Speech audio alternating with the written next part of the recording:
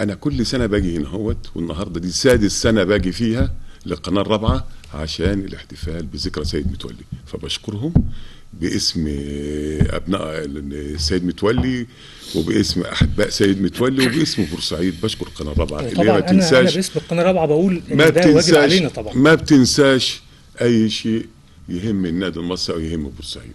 دي حاجه.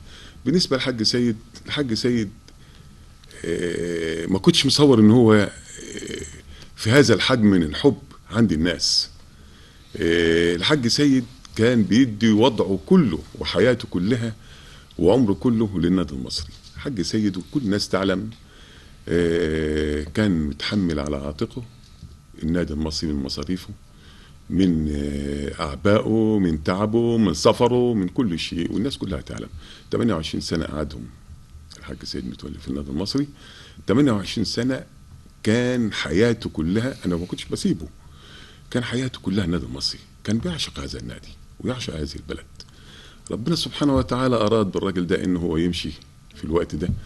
أنت سألتني سؤال بتقول لي إيه الخلاف اللي حصل أو اللي حصل؟ اللي حصل خلاف كتير، يعني أنا مش عاوز أتكلم عليه الوقت كده، ولكن بقول لك النادي المصري. شوف الأول كان مين؟ الأول لما كان بوشكاش موجود وجانوفيتش وبدر عبد الفتاح وشحته، أقول لك إيه ولا إيه؟ ولا أقول لك أنا ناسيهم. الأول لما كان في جودة وإينو وجمال الجندي وبرزاكري وأسنبور وإيه وإيه وإيه. الأول لما كنا سنة بنطلع، عندنا 4 سنين ورا بعض نطلع الثالث. الأول لما وصلنا نهائي كاس مصر وقالها بوشكاش وقال لك اللي يوصل الثالث أكنه أخذ الدوري. وصلنا نهائي كاس مصر أكتر من يمكن 3-4 مرات على ما أعتقد. نهائي كاس مصر الأول في أيام سيد متولي كان اسم النادي المصري على كل لسان. مش عايز أقول العربية بتاعت اللعيبة كانت بتشال وكل الناس تعرف كانت بتشال. لما كان يجي النصر وكنا بنيجي بورسعيد كان بيشيلوا العربية. سيد متولي كان بيعشق هذه البلد وبيعشق هذا النادي، وكانت متعته وحياته هو ان هو يشوف النادي المصري كسبان، او ان هو يعيش مع لعيبه النادي المصري واحبائه من النادي المصري ومن بورسعيد. حاجات كتيره. يعني حضرتك بتشوف تخليد ذكرى في بعض الحاجات اللي بتحمل اسم السيد متولي، ولا اكتر في حب الناس والجمهور البورسعيدي للسيد متولي لغايه دلوقتي في كل موقف بيقولوا لو كان السيد متولي موجود؟ مش بورسعيديه بس، بقول لك مش بورسعيديه بدليل. انا عندي يعني معلش انا محل بيجي لي ناس كتير وبتاع ده، هو صورته موجوده قسما يمين بالله. كل واحد بيجي سواء من اسوان سواء من المنصوره سواء من دمياط عشان الراجل ده. النهارده بقى لنا 6 سنين ولا زالت ذكراه موجوده عن الغريب اكتر من القريب. عن اللي بره بورسعيد كان بيجي يبص كده للصوره يقول الحاج سيد متولي ده الحاج. كل الناس، لان حتى في اخر ايامه الحاج سيد متولي كان ظاهر جامده، كان بيحب البلد، وكان الراجل ده كان وصل بدرجه ان هو حب ان هو يخش بقى في موضوع اتحاد الكره والكره المصريه والوضع المصري. فربنا سبحانه وتعالى نحاول نعرض مجموعه من الصور. ربنا سبحانه وتعالى بقى اراد بكده، واحنا مش هنتكلم في وضع ربنا. الله سبحانه وتعالى ربنا. طبعا حضرتك يوم الجنازه الله يرحمه، الله يرحمه، بقاله 6 سنين انا اكني امبارح والله. طبعا الرجال لا ينسوا بسهوله. ويمكن استاذ طارق هاشم، يمكن حضرتك طاقه متحركه داخل بورسعيد، ويمكن يعني في اي مجتمع بورسعيدي داخل بورسعيد حضرتك احتكيت بمعظم رموز بورسعيد. عايز حضرتك تحكي لي، يعني طبعا هنتكلم الاول عن الجنازه ويوم الجنازه، كمان تحكي لي عن احتكاكك بالسيد متولي في بعض المواقف.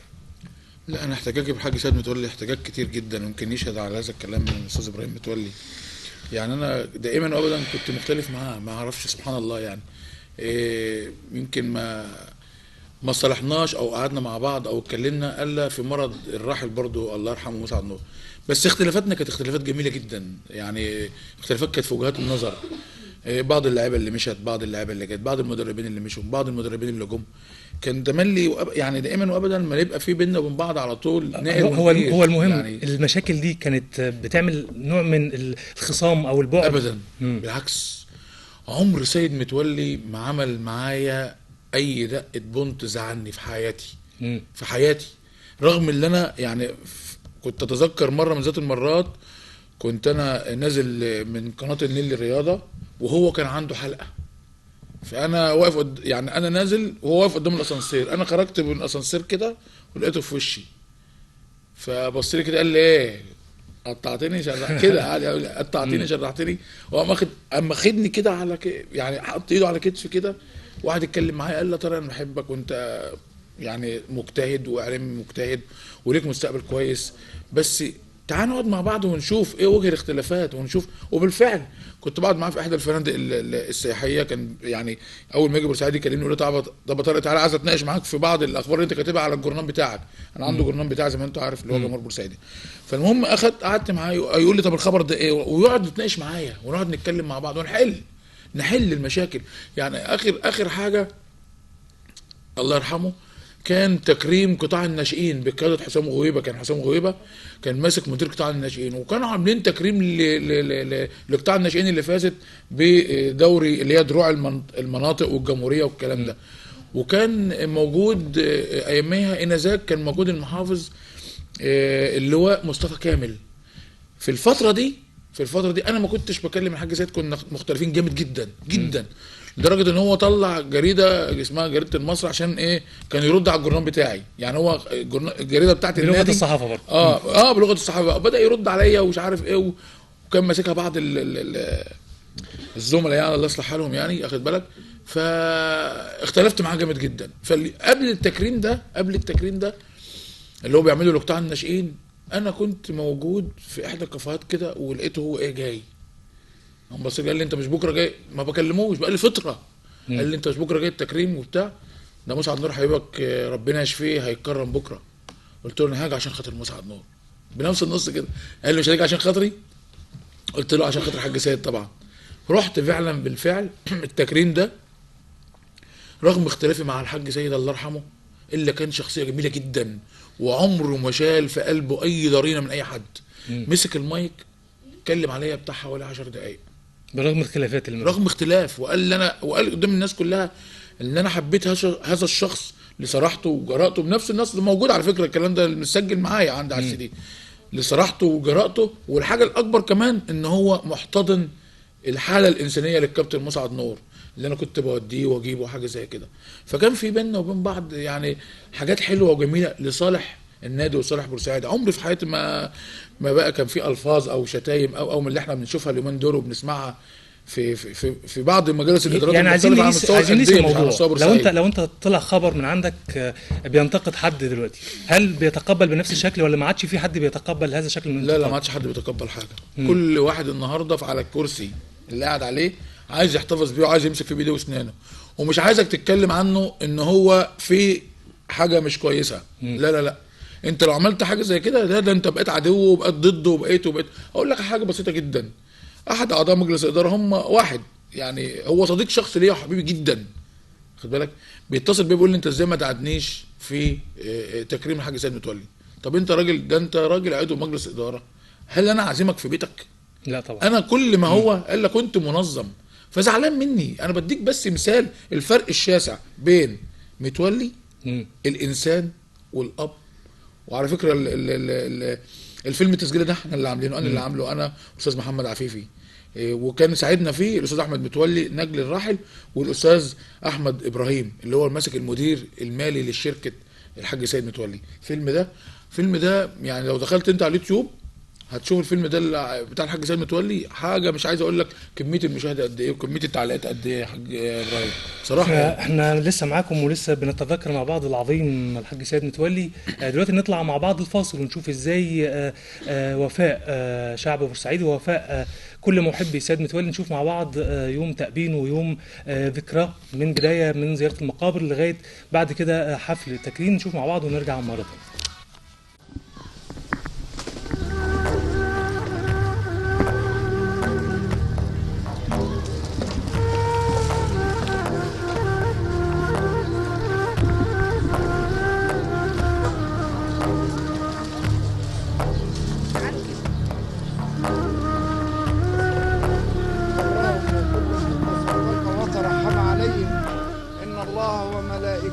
يصلون على النبي يا أيها الذين آمنوا صلوا عليه وسلموا تسليما. بسم الله الرحمن الرحيم. الرحمن علم القرآن، خلق الإنسان علمه البيان. الشمس والقمر بحسبان، والنجم والشجر يسجدان، والسماء رفعها ووضع الميزان. الراحل العظيم السيد متولي.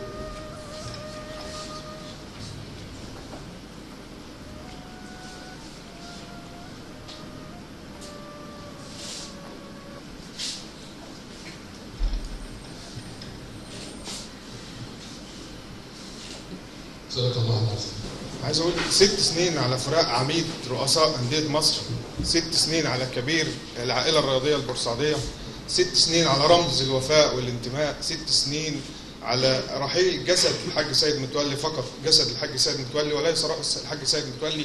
سبحان الله، انا لسه بتكلم مع احمد بقول له انا كل مفترض يعني نعمه النسيان دي من عند ربنا، بس انت كل ما السنين بتبعد تبص تلاقي الحاج سيد متولي بيقرب لقلبنا. انا بتكلم عن نفسي وانا قاعد مع نفسي بفتكر كده الحاج سيد متولي، سبحان الله. وده حال الزعماء ذكراه خالده.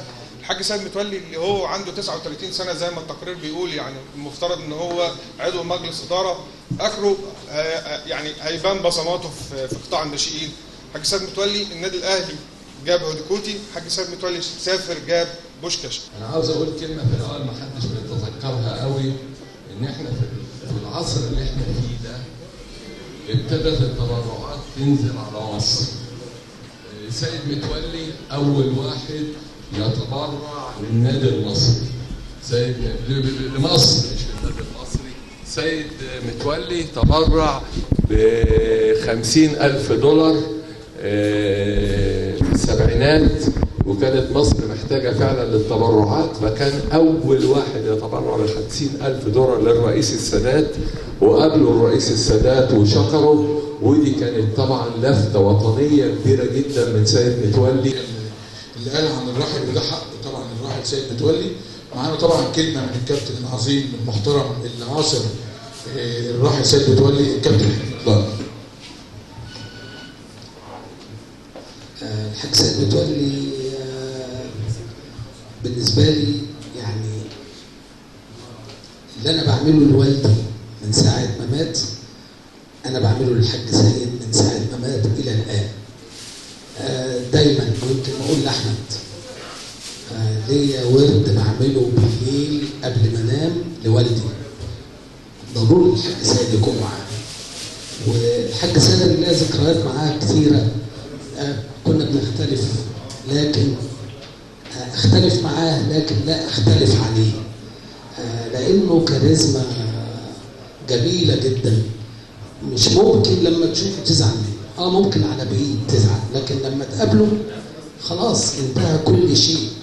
راجل انسان محترم، انسان جميل، اللي في جيبه مش بتاعه. طيب نشوف الاستاذ نور سرحان هيقول كده. أنا بشكر السادة الحضور، وبشكر كابتن مدحت فقوسة وكابتن حلمي طولان اللي شرفوا الندوة. لكن كان الكابتن أحمد جوهر رئيس الكفر كان قال كلمة حلوة، إن نفس الحاج سيد متولي في طوال حياته كان نفسه ياخد الدوري أو الكاس. أنا أعتقد إن في ظل وجود الراجل الكفاءة والرفاقة في ياسر يحيى ده هيتم، ويبقى التأمين الجاي حفل النادي المصري وان شاء الله ده يكون موجود. هو اللي بيحصل النهارده ده بصراحه يعني درس في الولاء والانتماء، وبيثبت ان اصحاب الاعمال العظيمه دايما خالدون. فالحاج سيد ما كانش بس رئيس نادي، ولكن كان صاحب فكره، وهي فكره الانتماء لكيان يسعد الناس. كان هو كل اللي همه فعلا زي ما الاستاذ احمد قال ان هو يسعد الناس، وعشان كده ظل خالد في قلوبنا. يا ريت نتعلم منه ازاي نحب بعض، ازاي نحب الناس، ازاي نعمل باخلاص. ولو احنا عملنا كده ربنا ان شاء الله سبحانه وتعالى هيوفقنا كلنا.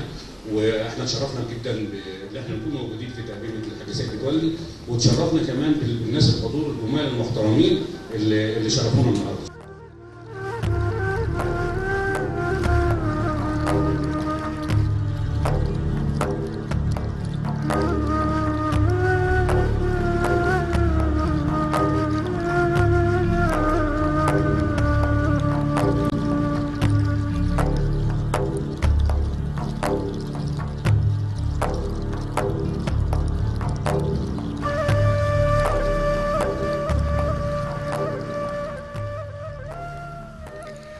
يمكن زي ما شفنا مع بعض تقرير هو فعلا لحظات صعبة جدا وقت توديع الحاج سيد متولي. يمكن طبعا هي دي أصعب أوقات محبي النادي المصري ومحبي سيد متولي.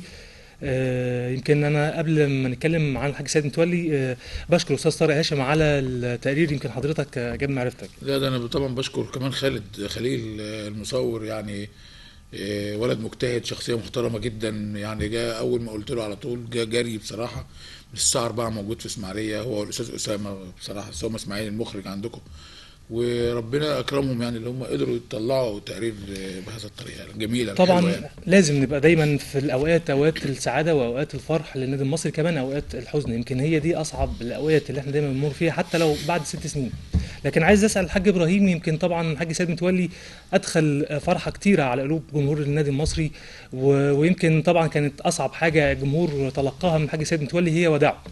لكن عايز اسال عن اللحظات الصعبه للحاج سيد متولي وقت توليه القياده في مجلس الاداره، الحاجات اللي ما حدش يعرفها، يعني الحاجات اللي كانت صعبه عليه. والله هو كان بيقابله حاجات كتير جدا، لان هو كان متحمل مصاريف النادي المصري كله. ما كانش حد بيديله اكتر من ان كان بياخد من المحافظه في الاول 30,000 جنيه مش كده؟ بعدين زادوا مش عارف 60,000 جنيه، 28 سنه بقى. تمام. ده في الشهر. في الشهر في الشهر. في الشهر ما انا بقول لك. فالحاج سيد كان كل شهر، واحنا كنا كشركه وقاعدين في الشركه بنحسب كل شيء، بيحط نمره واحد للعيبه وللنادي المصري، مرتبات اللعيبه وحاجات اللعيبه. فبتبقى بتيجي بعض الاوقات في تاثير في الماده. لا مؤاخذة ابراهيم، ده كان ده في اجتماع شركه مش اجتماع النادي.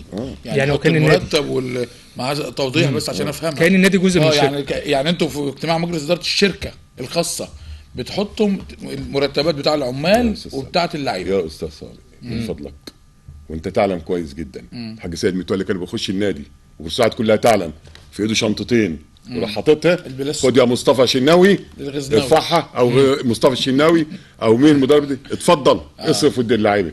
كان مين اللي بيديله؟ انا بديك رقم الوقت اهو، وده رقم صحيح، وبتحدى انه يكون مش مظبوط. والرقم ده عند مدير الشؤون الماليه بالنادي المصري الاستاذ علي الجنيدي. 54 مليون جنيه صرفهم سيد متولي اللي ظاهرين من ساعه توليه لغايه لما رحل. 54 مليون جنيه صرفهم سيد متولي من ساعه في الميزانيه. هو لو كان استثمارهم كان يعني 54 مليون جنيه اللي الوقت يعني اقول يساوي كام؟ 540 جنيه بقى، مليون جنيه بقى. يعني الحاج ابراهيم بيقول ان هي من اول توليه الزمام لغايه اخر يوم 54 مليون جنيه. ده مين؟ ده المدير المالي بتاع النادي المصري الظاهرين. انا ما بقولش حاجه، لا انا بقول حاجه محطوطه في ميزانيات النادي المصري. 54 مليون جنيه من ساعه ما تولى لغايه لما مشي. عايزين نشوف حد بيصرف مليون. طيب والله انا بتكلم على حاجه، الراجل ده كان بيعشق النادي المصري، كان بيحب النادي المصري، كان نفسه ياخد دوري. لدرجه انا ما انساش مره الشربيني كان بيذيع ماتش وسمعني، لو هو سمعني دلوقتي الشربيني، قال له نفسك في ايه؟ قال له نفسي انا عاوز اخد دوري، لو الدوري ده بالشرى انا هشتريه. وفعلا والشربيني بيذيع الماتش فقال الكلمه ديت، لان كان نفسه يفرح شعب بورسعيد وشعب النادي المصري واهل النادي المصري. ده موضوع مظبوط بدوري او بكاس. احنا خدنا مره طلع وبعدين يعني ما حدش ينساها موضوع الكاس ده، ان هو عدل الكرافته وقايم بقى عشان يستلموا ماتش الاهلي. ماتش الاهلي وكان لسه اقل من يمكن لسه اقل من نص دقيقه تقريبا. فحصل اللي حصل بقى وجه جول، وما مش هنقول بقى اوف سايد ولا مش اوف سايد ولا بتاع ولا كان فرق من ده، يعني اللي حصل بالظبط ربنا سبحانه وتعالى عايز كده، هنعمل ايه؟ الله سبحانه وتعالى عايز كده ونعم بالله. ولكن سيد متولي استمر.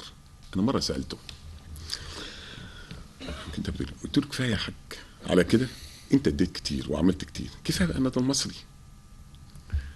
قال لي طول ما انا عايش وطول ما في دم في عروقي دي للنادي المصري.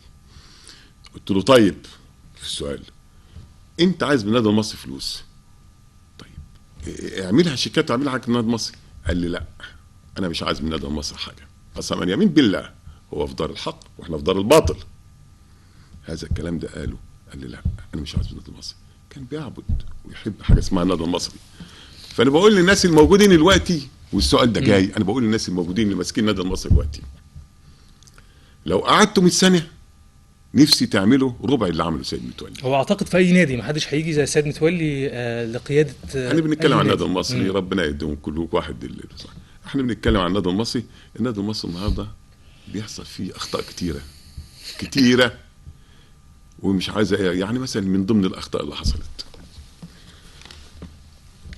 الاستاذ اللي هو القيعي اللي هو في النادي الاهلي، عادل القيعي، وطارق يعرف ديت، واحنا قاعدين في مره في الاوضه جه لي سيد متولي بيشيك على بياض ويكذبنا لو انا بكذب، وقال له انا جاي عشان بس حاج سيد بيحسبني لعيب تاني اي لعيب وبتاع حاجات من دي. قال له لا انا عايز احمد الشناوي، وكان احمد الشناوي في الوقت ده شبل صغير لا يتعدى 17 سنه. حصل ولا ما حصلش؟ ما كنا حصل. كان فهمنا الكلام ده، كان فهمنا. وجاب له الشيك على بياض، قال له لو حطت لي فيه 100 مليون جنيه انا مش هسيبه. حضرتك بتتكلم عن موضوع دلوقتي بيع الشناوي الفتره الاخيره. انا بتكلم على موضوع النادي المصري اللي حصل، يعني ده كان شبل كمان ما كانش محترف يعني. انا بتكلم على سيد متولي قال ايه. والاستاذ عادل القيعي موجود وحرض عليه شيك وقال له حط المبلغ اللي انت عايزه في احمد الشناوي.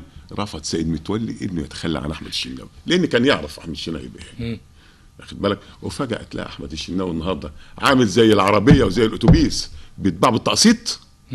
يعني الموضوع ده بقول يعني بيتباع بالتقسيط. الموضوع ده سمعناه كذا مره في كذا مكان. هل فعلا 6 مليون زي ما احنا سمعنا هم بالتقسيط؟ هو 6 مليون بس بالتقسيط. ايه ده؟ ايه ده؟ انا اسيب احمد الشناوي؟ المعلومه اللي عندنا اللي كان فعلا كده واتلغى الكلام ده، وطلع ياسر يحيى رئيس النادي المصري قال لك لا احنا كنا فعلا هنبيع بالتقسيط بس هو دفع المبلغ كاش. انت ممكن تجيبه الاستاذ ياسر يحيى على التليفون. حاولوا نجيب استاذ ياسر يحيى نستعلم على الموضوع ويجيب لي الميزانيه ويعملها لو هو دفعه اللي فيها 6 مليون جنيه. هو بغض النظر عن الفلوس، هي المشكله كانت في قيمه احمد الشناوي. ازاي واحد نص الفرقه اسيب احمد الشناوي؟ مش عارف ازاي. ده من ضمن الحاجات بتاعت طيب يمكن انا عايز بس وحاجات كتير يعني في 4 لعيبه قبضوا فلوسهم. مين اللي هيدفع حقهم؟ يمكن احنا عايزين نتكلم عن يمكن في الوقت الحالي في ازمه ماليه للنادي المصري، وكلام موجه لكابتن طارق وحضرتك تعقب بعد كده. يعني هل بالفلوس كتير 54 مليون على مدار 28 سنه، هل حاج سيد متولي اخطا ان هو ما عملش ايراد ثابت للنادي المصري وكان بيدفع كل المستحقات وكل حاجه بشكل كاش، بالتالي احنا دلوقتي في ازمه، ولا الموضوع ما كانش غلط وكان غلط من تولى القياده بعده؟ لا لو احنا هنتكلم بقى عن الحته ديت انا بحمل مش سيد متولي بس يعني الحته دي الجزئيه دي بالذات، لا سيد متولي، كامل ابو علي، عبد الوهاب قوطه، محافظين، كل المسؤولين اللي كانوا موجودين في البلد. افترض النهارده النادي المصري ده، يعني اقول لك على حاجه، النادي المصري ده هو كيان بورسعيد، هو الحاجه التنفس الوحيد لجماهير النادي المصري او لشعب بورسعيد او لاهل بورسعيد. مفترض النهارده كان في اماكن كتيره جدا فاضيه، يعني زي النهارده مثلا نادي الزهور اخدين مساحه كبيره جدا، نادي الرباط اخدين مساحه كبيره جدا، نادي اجتماعي ليه مثلا اياميها؟ يعني هل يعني الايام اللي كانوا موجودين فيها سيد متولي او قوطه او كامل ابو علي ليه ما قدموش افكارهم وهم اصلا يعني الثلاثه، شوف سبحان الله، مقاولين كبار جدا. يعني لو حته الارض خدوها خلاص هيخلوها ذهب، هيخلوها من حديد لده. يعني واحد بتاع حديد، مصنع حديد، عبد الوهاب قوطه كان معروف جدا، حاج سيد، شركات البانيا ومصر وفي كل الشرق الاوسط نفس الوضع. استاذ كامل ابو علي استثماري وسياحه وحاجه. يعني لو كانوا النهارده خدوا قطعه، واخد بالك. الغلطه الاكبر برضو اللي بلوم عليها برضو، حتى لو انا لومت على الحاج عبد الوهاب قوطه، القريه اللي موجود حاليا في بورسعيد اللي هي امام النادي المصري وامام المدرج البحري، دي كان معمول فيها تخطيط على اعلى مستوى للنادي المصري، وكان اللي عامل الكلام ده الباشمهندس سمير حربيه لما خدوا كاس مصر في انذاك، كان سنه 98. كان معمول منتجع سياحي عالمي للنادي المصري، كان هيدخل له مليارات في المرحله الجايه او في المستقبل. النهارده لما مجلس الحاج عبد الوهاب قوطه اتنازل عنه وعشان خاطر اسم النادي المصري يرجع على استاد بورسعيد، يعني الاستاد الموجود حاليا استاد بورسعيد، تمام، هم كانوا عايزين يحطوا استاد النادي المصري، مفيش فيها مشكله. طب ما هنا في استاد اسماعيليه، استاد الاسماعيليه بيلعب في النادي الاسماعيلي برضه، خد بال حضرتك بالظبط. هي برضه كانت يعني افكارهم ايه او كانت دماغهم ايه اللي هم يتنازلوا مع الحته دي، رغم ان هم عملوا الرسومات. انتهوا من الرسومات والمساحات والمقايسات والحاجات اللي هي اللي بتتعامل مع المهندسين اللي هم الحاجات زي الانشائيه والكلام ده. مش يعني انا ما اعرفش ما فهمش فيه اكتر منهم لكن يعني. الموضوع اتنازلوا عن الارض بكل سهوله وخدوا استاد، وبعد ما عملوا استاد بورسعيد عملوا النادي المصري. طب ايه المشكله اما كنت انا خلاص هم خلاص وحطوا، كان في عهد برضه المحافظ مصطفى صادق حطوا حجر الاساس وافتتحوا وانا كنت متواجد وصورت الكلام ده. وعلى فكره الجواب بتاع الحاج عبد الوهاب قوطه معايا لغايه النهارده مستند، اللي هو التنازل عن الارض دي، وبرضه موجود معايا الصور اللي كانت موجوده، وكان موجود معايا برضه الصور الانشائيه اللي كان النهارده هتتعمل. يعني مش سيد متولي بس لوحده برضه عشان ايه ما نلومش، لا انا بلوم على الثلاث رؤساء انديه. انا ليا تعليق على الحته دي بعد اذنك. اتفضل يا حاج ابراهيم. انا بفكرهم بحاجه، بفكر كمان شعب بورسعيد بحاجه كلهم يعلموها. كان عندنا في كاس العالم هيلعب في بورسعيد، وكان وضبوا استاد بورسعيد كاس عالم الشباب. الشباب كان وضبوا النادي على اساس يلعب فيه، وعاوزين يسموه، قال لك المحافظه صرفت عليها هيبقى ايه تبع استاد، رغم ان النادي المصري افتتح سنه 54 افتتحوا البيج باشا حسين الشافعي، وعندنا اليافطه الموجوده سنه 54 وهو باسم النادي المصري، والنادي المصري دفع فيه فلوس، وهو ارض النادي المصري من اعضاء النادي المصري، ودفع فيه على الله يرحمه الاستاذ اللي هو كانوا بيلموا ايامها ايام زمان، كان عوض بيه فقوسه زي ما بيسموهم كده، عوض فقوسه ومجموعه كبيره، وفي ناس على فكره برضو من شهداء بورسعيد مدفونين في ارض النادي. والحته اللي بيقول عليها الاستاذ ابراهيم متولي ديت، هي فعلا الكلام ده كان بعد ما اتعلق اسم النادي، اتعلق كده اسم النادي المصري، اتعلق استاد النادي المصري، خد بال حضرتك، واتنازلوا عن الارض. لما اجى بقى الباشمهندس هاني ابو ريده، وكان الارض ديت كلها بتاع الاستاد دي خلاص بقى الدوله عملت فيه تطوير ودفعت، اللي هو حاليا نفس الشكل الموجود حاليا ده، واتدفع فيه وصرفت عليه. قال لك لا احنا هناخده بقى ايه، هنشيل اسم المصري ده وهيبقى استاد بورسعيد. طب ازاي النادي المصري اتنازل عن دي مقابل دي؟ طبعا قامت يوميها ثوره شعبيه من اعضاء جمعيه النادي المصري، وطلعنا كلنا على الاستاد، وكان في محمد ابو طالب اتكلم معانا وجبناه، قعدوا جماعه يوميه، وقعدنا كلنا اجتمعنا بالليل وقلنا لازم نجيب يافطه وهنعلقها زور عافيه على بوابه النادي المصري. وبالفعل جبنا وكتبناها وعلقناها. فين المسؤولين؟ برضه انا بلوم على اعضاء الجمعيه العموميه في النادي المصري كلهم بما فيهم انا. يعني انا قعدوا جماعه بما فيهم انا بنلوم كلنا اللي احنا النهارده ساكتين. ازاي النهارده اسم استاد بورسعيد ده متعلق ومن الجنب الثاني اسم النادي المصري، فيما يثبت مستندات ما تثبت ان ده بتاع النادي المصري، فيما يثبت. اللي قبل كده بقى، انا بتكلم عن اللي قبل كده، لما الحاج سيد متولي في ايام المحافظ الله يرحمه، لما قال لو جالي حتى حسن مبارك مش هسيب النادي المصري. ما هو الكلام ده حصل بعد كده، حصل ولا لا؟ وبالتالي استبعدوا سيد متولي عن رئاسه النادي عشان خاطر لا ده هو اتكلم برضه، كان في قناه رابعه، وكان الكلام ده في اكاديميه العلوم قدام مستشفى التضامن، وكان موجود الكابتن عوض الحارثي، كان ليه مواقف واضحه وصريحه واتكلم قال الكلام ده على الهوا. مش هسيب ده النادي المصري، الناس وصلوا الكلام ده، سيد متولي اللي قال تمام، اقصاء على طول بره النادي. يعني الراجل كان بيضحي بنفسه مقابل حقيقي. بس احنا بنلوم انت بترد تسالني سؤال وانا لازم ارد عليك بما يرضي الله قدام الناس، قدام الملايين اللي بتشوفنا وبتسمعنا.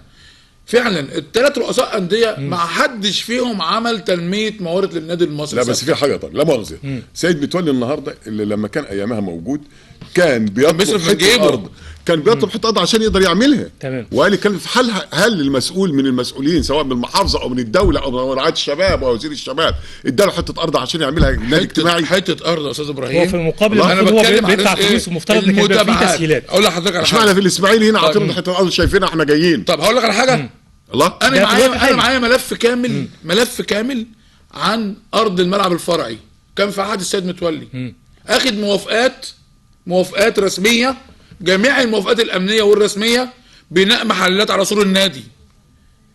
بعد منه الاستاذ كامل ابو علي، وكان قبل منهم الاستاذ عبد الوهاب قوطه. ما حدش في الثلاثه نفذ، وبالمستندات معايا، خلي بالك الكلام ده مظبوط. حصلت زي كده، الكلام ده مظبوط معايا. شايفين نادي الزمالك يعني. هقول لحضرتك ليه بقى، هقول لك انا بقى جبت الموافقه ازاي. يعني الله اكبر كلمه، انا بناء على الموافقات اللي موجوده مع رؤساء الانديه دي، المشروع ده انا فضلت اجري وراه في حرفيه لغايه لما عرفت انه في موافقات في عهد متولي وقوطه وكامل ابو علي. موافقه واحده كفايه، هي اللي ساعدتني اللي ناخد الموافقه الاخيره ديت والمقايسه الاخيره اللي انا سلمتها لمجلس الاداره الحالي اللي فيها الاستاذ احمد متولي، الاستاذ ياسر يحيى وشريف شدوى ومحمد الخلوي وابو عوف والناس اللي موجودين حاليا. بعد ما خلصنا الموافقات دي كلها بناء على الموافقات السابقه برضه بفيهم اللي هو سماح قنديل مشكورا لما عرضت عليه المشروع وقدمت له المشروع وقلت له في موافقات. اهم حاجه التنفيذ يا استاذ. ما انا بقول لحضرتك كان في موافقات قبل كده سابقه وعرضتها عليه ووريتها له، اخذ المشروع واتبناه وقراه وشافه قال لي فعلا في موافقات. طب دي ما اتعملتش ايامهم ليه؟ برضه يعني هي دي حته اللوم اللي احنا بنقولها عليهم على مجلس الادارات السابقه اللي هم ما حدش فيهم كله كان بيصرف من جيبه. معلش انا كنت موجود، كله كان بيصرف من جيبه. معلش يا طالب، بس ما فيش حد عمل تنميه ثابته. اتفضل. لا مؤاخذه يا فندم، انت بتتكلم على اساس النادي اللي فرعي يتعمل فيه مشروع او يتعمل فيه محلات او يتعمل فيه، انت عارف تكلفته هيبقى كام؟ تكلفه ايه؟ تكلفه المشروع يعني ده. يا سيد احنا عايزين الفاضي العائد. يا سيد الفاضي النهارده الوزاره مديه النادي الاسماعيلي 15 مليون في 25 مليون عشان بيبنوا محلات. يعني انت مش هتبني من جيبك او انت مش هتدفع حاجه، انت تدي المقايسه للوزاره الرياضه، وزاره الرياضه ممكن تنفذ او هي تطرح المشروع تدي للقوات المسلحه. بالنسبه لبورسعيد هل ده هيتم؟ هل بعد الموافقات الكتير اللي تمت دي مفيش حاجه حصلت؟ انا سلمت. بص هتتحدى بقى دي وانا اتحدى معاك. من النهارده ناحيه مين؟ استنى بص يا استاذ، من ناحيه مين؟ المشروع النهارده مع مجلس الاداره. تتحدى مين؟ السلم لمجلس الاداره. المحافظه ولا لو تم عملها ليه؟ النهارده للاسف الشديد ضحكوا على مجلس الاداره، بقول ضحكوا وادالهم حته نادي اجتماعي ورا الاستاد، ورا النادي المصري، حته اصغر من الحته اللي احنا قاعدين فيها دي. قالوا خدوها اعملها نادي اجتماعي، اعمل فيها نادي اجتماعي ما يقضيش فيها 30 40 نفر لعدد اعضاء اكتر من 9000 بني ادم، يعملوا به ايه؟ تمام، هو كلامه صح. الله. بس الوقت المشروع ده بقى الحاجه الاخيره للاستاذ ابراهيم ما يمكن مش المعلومه ما جاتلوش او لسه، لان لسه قريب تمام في اجتماع مجلس الاداره من 3 ايام بالظبط اتحول المشروع ده والنادي الاجتماعي الى مشروع استثماري. نادي اجتماعي استثماري بمعنى ايه؟ هيتعمل مولات زي نادي المريخ. النهارده المحافظ ادالهم 500,000 جنيه اول امبارح او من اوله ووافق على بناء الارض اللي قدامهم، وافق اللي اتعمل دي مولات تصرف وتعمل تنميه للنادي المريخ. بالفعل النادي المصري الحته الارض ديت بعد ما هيئه المينا او اللي هم الفنار المعمول فيها، اخد بال حضرتك، هيتم برضو اقصاء الحته ديت، هتصفي على 3500 متر.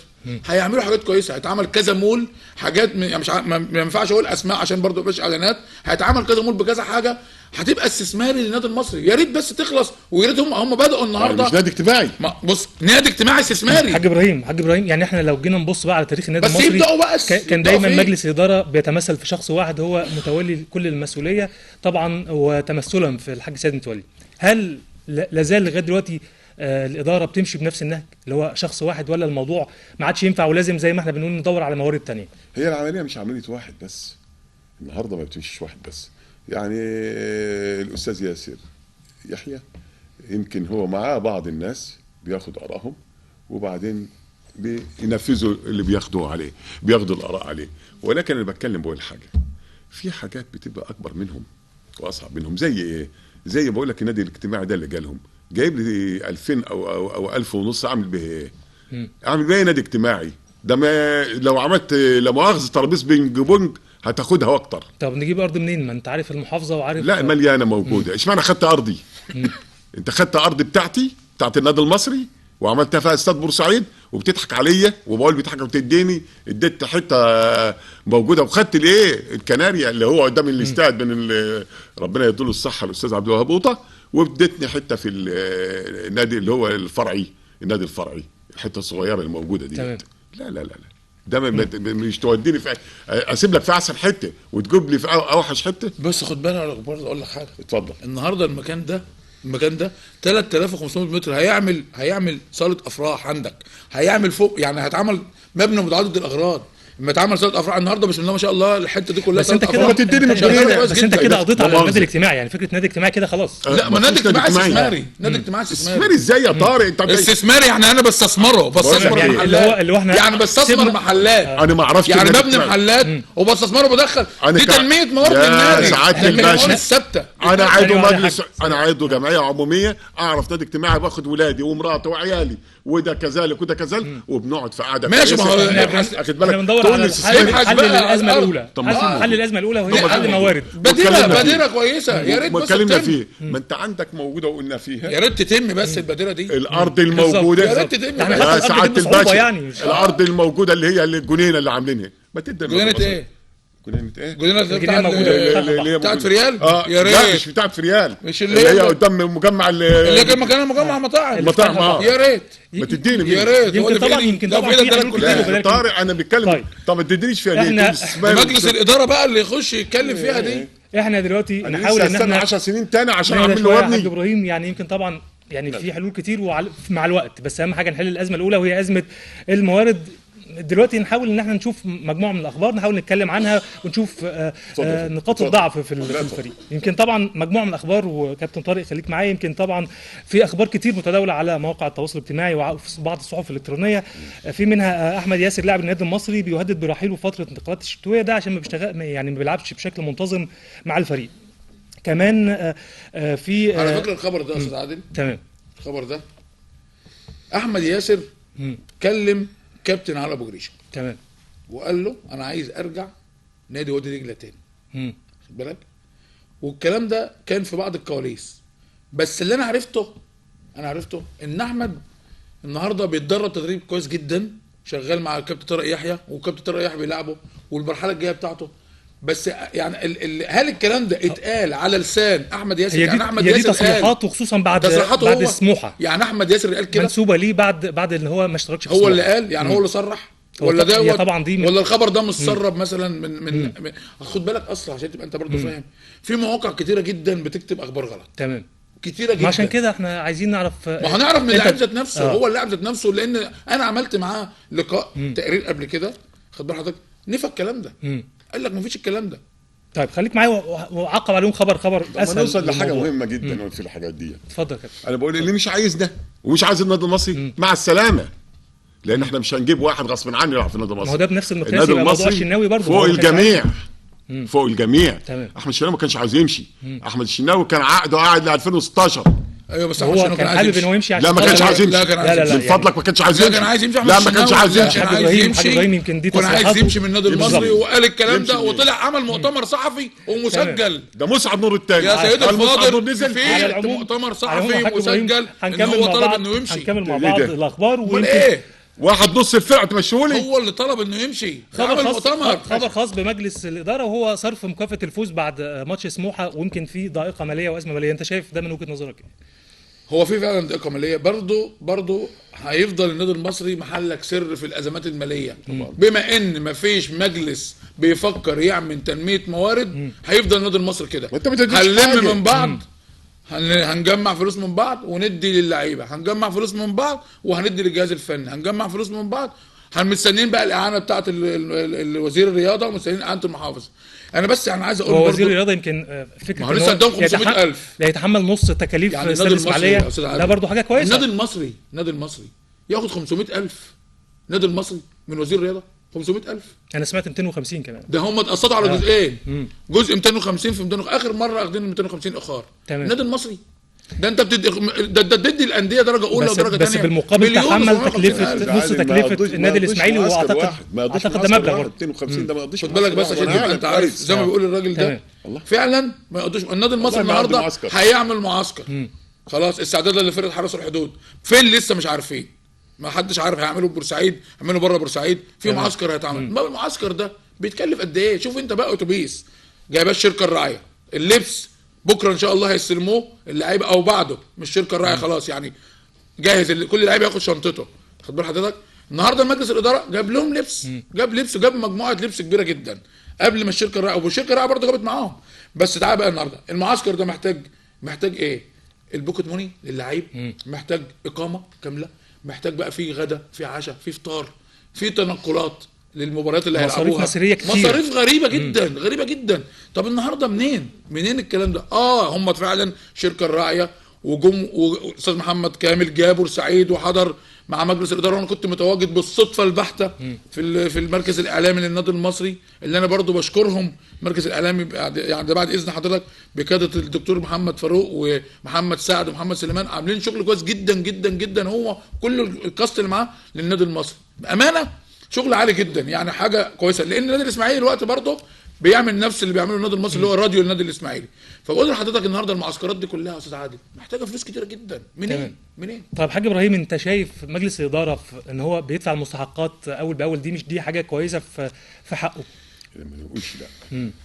وانا في الاول لما اول مره اشترك فيه النادي المصري اتصلت بالاستاذ ياسر يحيى وشكرته، قلت له انت بطل انك انت دخلت بالنادي المصري في الظروف اللي احنا فيها دي، وفي الظروف اللي البلد كلها مصر كلها يعني بترفض النادي المصري ودخلت فيها، فانت راجل كويس. وبعدين من ناحيه الفلوس دي في فلوس موجوده، في فلوس بيدوها، بس ما تقوليش بيدوا من جابهم. تمام. دي فلوس موجوده في النادي المصري، سواء من السيد المحافظ ربنا يديله الصحه، راجل يعني انتهى زمن دفع الفلوس من جيب مجلس الاداره؟ لا انتهى. انتهى، واخد بالك؟ او يمكن هم بداوا في الاول بامانه، بداوا من الاول وانا اعلم تيجي كويس ان كل واحد دفع مبلغ معين ساعد به النادي، وانا اشكرهم على كده، ولغايه لما مشوا. بس محتاجين لان مرتبات موجوده وداخل عليك شهر 2 ده في بلاوي. شهر 2 القسط الاخير مش كده يا طارق؟ هو بص، هو كل واحد دفع جنيه. تمام. للنادي المصري. ما ننساش ان هو برضه مجلس معين، يعني ما ننساش ان هو مجلس معين، مش هم اللي انا عارفه يا استاذ عادل، اللي انا عارفه المعلومه اللي عندي ان هم اخر حاجه جمعوها من اسبوع كل واحد في مجلس الاداره دفع 50,000، لموا 350,000، هم 7 انفار بس. اللي انا بستغرب له بقى الاستاذ محمد الملاح اللي هو عضو مجلس الاداره، في نفس اليوم مباراه للمصري والمريخ بيحضر مباراه المريخ، ما حضرش مباراه المصري. دي غريبه. ما دفعش جنيه. محمد الملاح مش عضو مجلس اداره، عضو مجلس اداره النادي المصري، مش عضو مجلس اداره. محمد انا الملاح سالت محمد الملاح مش عضو مجلس اداره، عضو مجلس اداره ومقيد في الشباب والرياضه. تمام. مقيد في عضو مجلس اداره في القائمه اللي موجوده على عموم شهر 2 جاي وهم ماشيين. طب انت النهارده راجل عايزين نتكلم عن يا سيدي، ده راجل انا عايز اتكلم الجماعه العموميه، صاحب مصنع ملابس رياضيه. يا عم بلاش، انت ما تجيبش حاجه. اتبرع بطقمين 3 4 لقطاع الناشئين. ما انت كنت جاي لي الوجاهه وازاي والاسم لو سمحت يا استاذ صارق. حاج ابراهيم، حضرتك بتقول شهر 2 الجاي هو المفترض ده انتهاء 1/3. ايوه اخر نهايه شهر 2 1/3. تمام. انا عايز اتكلم اقول حاجه، بقول لهم يا جمعيه عموميه، عيب النادي المصري العظيم، النادي المصري اللي انشأ سنه 1920، عيب النادي المصري اللي كنا بنظبط ساعتنا ايام سيد متولي على الجمعيه العموميه بتاعته، ان النهارده بقى له اكتر من 10 سنين ما عملش جمعيه عموميه. انتوا عاوزين ايه بالظبط يا جماعه؟ انا هقول ايه بس للناس بتوع الجمعيه، اعضاء الجمعيه العموميه دول المفروض ان يوم الجمعيه العموميه كلهم يكونوا موجودين ويسيبوهم من اي حاجه حصلت، لان الجمعيه العموميه مهمه ويختار اللي هم عايزينه، واللي عنده كفاءه ينزل بينزل. تعتقد ان هي هتعقد في اخر 2 ان شاء الله هتعقد باذن الله. وفي ناس كويسين قوي نازلين، وناس محترمين نازلين، ومتفقين نازلين. كابتن طارق، تعتقد ان هي دلوقتي ولا الموسم يخلص، ولا الموسم يخلص الاول؟ هقول لحضرتك على حاجه. يمكن انا الفتره الاخيره ديت كان فيها الاستاذ كامل ابو علي، كنت عايز المجلس ازاي يبقى كامل ابو علي موجود. تمام. ليه؟ كان بيحل ازمات كتيره جدا. طبعا احنا عاوزين نشكره كمان. لما مشى الاستاذ كامل ابو علي واستلم مكانه ياسر يحيى، خد بالك، يعني اول سنه كانت الامور كلها في ايد ياسر، العقود، لان كامل ابو علي سلمها له. تمام.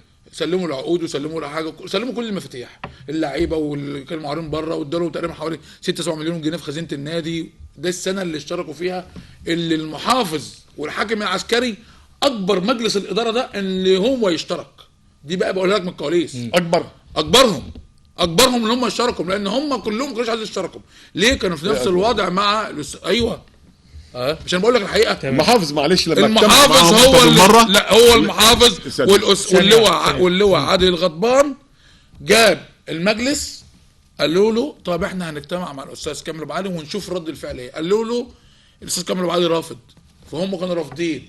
بالفعل جابوا المحافظ تاني وقال لهم لازم تشتركوا، لان ده النادي المصري والبلد هتعمل هيجات. طيب هو كل الكلام ده هم مشكورا ياسر وكان الخولي وكان شريف صالح، هم الثلاثه دول. كابتن طارق، يمكن كل الكلام ده طبعا الجمهور طبعا بيحب يسمعه، لكن المهم بالنسبه له هي الفرقه. انا عايز اعرف برضو من وجهه نظر حضرتك من بدايه الموسم لغايه دلوقتي، انت شايف اداء الفرقه عامل ازاي؟ اداء الفرقه ده اداء الفرقه حاجه غريبه. اداء الفرقه النهارده لعبوا يمكن 7 ماتشات، مش كده؟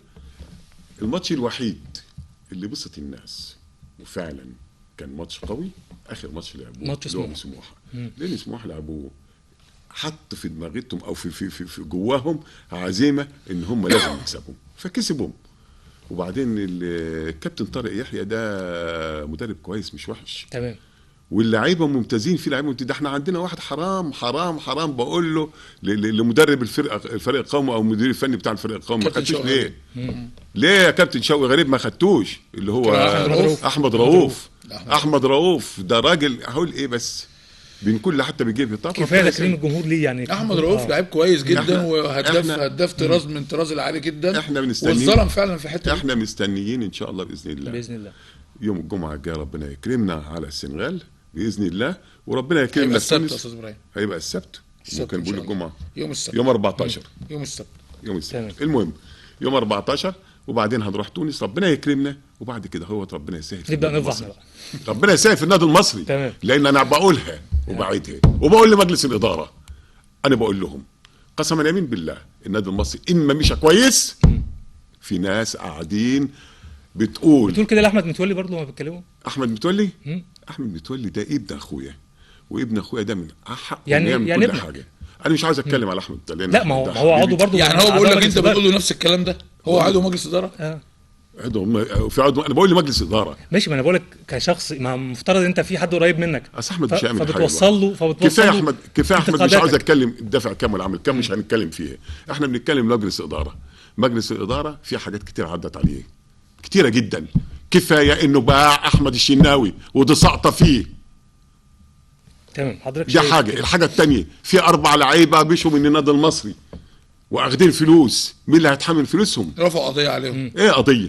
يمكن ده بيحصل. هو انا بنك تسليم زراعي عشان يقول لي لا رفع قضيه؟ استنى يا كابتن طارق هيقول. مجلس الاداره كلف المستشار القانوني للنادي المصري استاذ محمد الغريبي ان هم يرفعوا قضيه رسميه، لان اصلا الحاجات دي مش جوه النادي، ده هم ماضيين على ايصال امانه بالسلام. يعني نور الجرحي اخذ 100,000 تمام، مضى على ايصال امانه، اترفعت عليه قضيه. فتحي عبد الجليل نفس الوضع، محمد فوزي نفس الوضع، اسعد محمد او محمد اسعد او امين محمد، اللعيبه دي كلها اللي خدت فلوس اللي خدت فلوس من النادي المصري ومضت على ايصال امانه.